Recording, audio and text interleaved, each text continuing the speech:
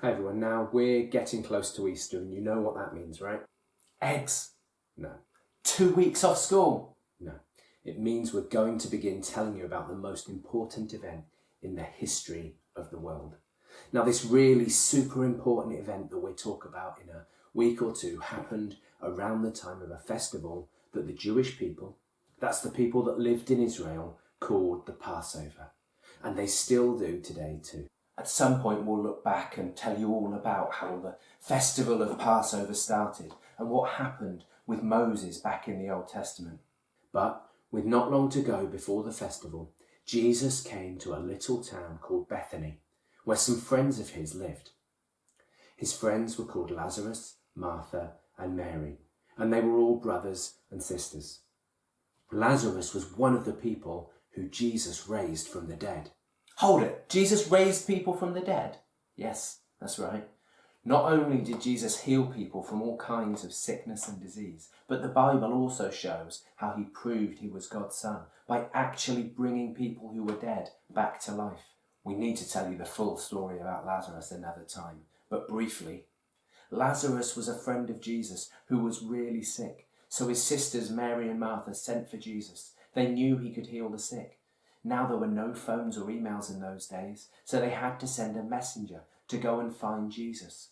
When the message reached Jesus that Lazarus was sick, he waited for 2 days and then went with his disciples. When he arrived, they told him that Lazarus had already gotten so sick that he had died, and they'd already buried him 4 days ago. Mary and Martha both said the same thing to Jesus. Lord, if you had been here, our brother would not have died. They took him to the tomb, and Jesus cried. And then he asked them to take away the stone from the tomb, and then he prayed to God and said, Father, I know that you always hear me, but I ask you this so that everyone might know that you sent me. Then Jesus called out in a loud voice, Lazarus, come out! And Lazarus, who had been dead, came walking out of the tomb. Wow, he was fully alive again. So the festival called Passover was getting close, and Jesus comes to the town of Bethany to see his friends, and a feast has been prepared in Jesus' honour.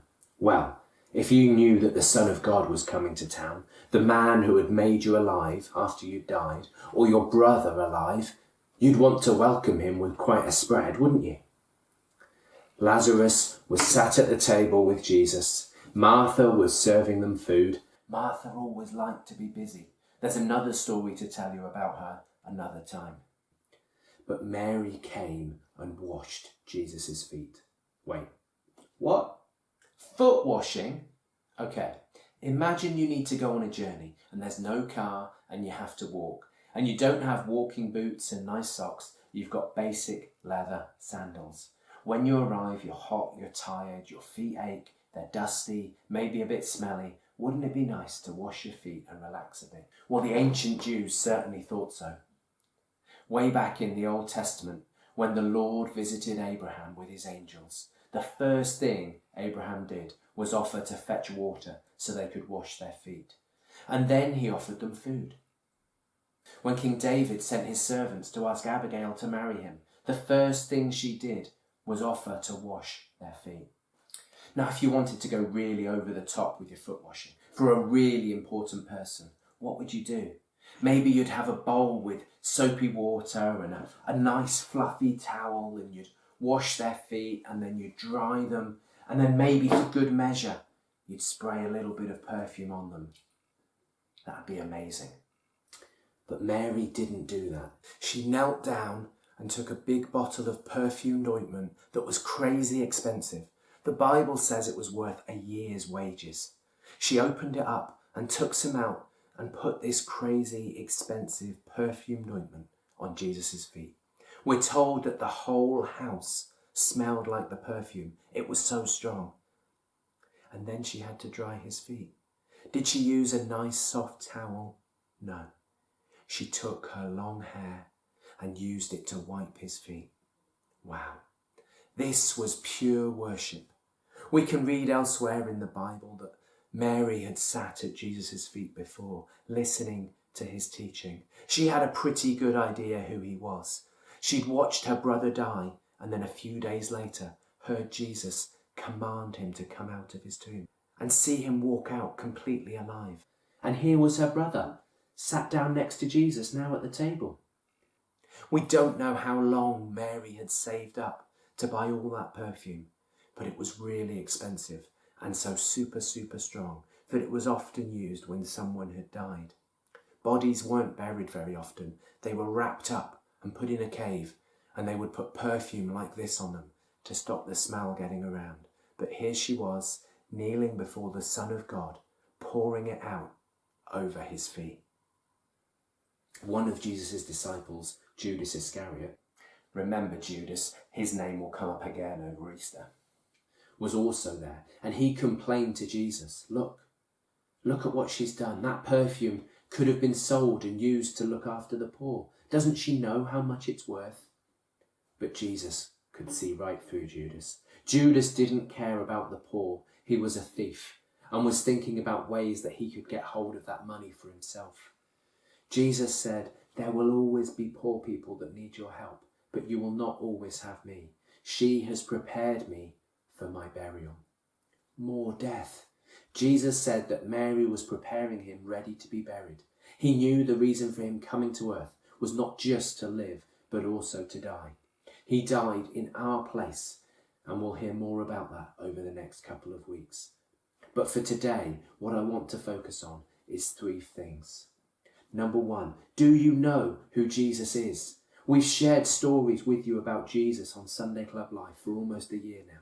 We've heard about how special his birth was, about how he was different growing up, about the miracles that he performed. We've heard about how he healed people. We've even heard about how he raised people from the dead. Jesus was the Son of God, truly human like us, but also truly God, able to teach us all about God and prove who he was with all those miracles. Number 2, are you ready to welcome Jesus? When Jesus came to Bethany, someone prepared a feast for him. They wanted to welcome him. Crowds came from all over whenever Jesus was around to hear him, to see him, to follow him. But there were also those who rejected him, who didn't want to follow him and didn't want anyone else to follow him either. In fact, as we may soon find out, there were some that just wanted rid of Jesus, to get him gone from their lives completely. Those people, the Bible says, will be banished from God's presence. Number 3, are you ready to worship Jesus? Maybe you've come to hear who Jesus is. Maybe the miracles and the healings and the things Jesus said have caused you to think some more about him, to hear more of what he said, to listen to what the Bible has to say. But having heard, are you ready to come and to kneel at his feet? Are you ready to follow him, to worship him and pour out your life before him? Sometimes being a disciple of Jesus Christ is hard. Sometimes we don't know God's plans and we wonder why these things happen that seem so bad. But God says that all things will happen in God's time. And that if we believe in Jesus as the Son of God, that he died to take our punishment, then he can make us alive like he did to Lazarus, but in heaven forever with him. Thank you for listening.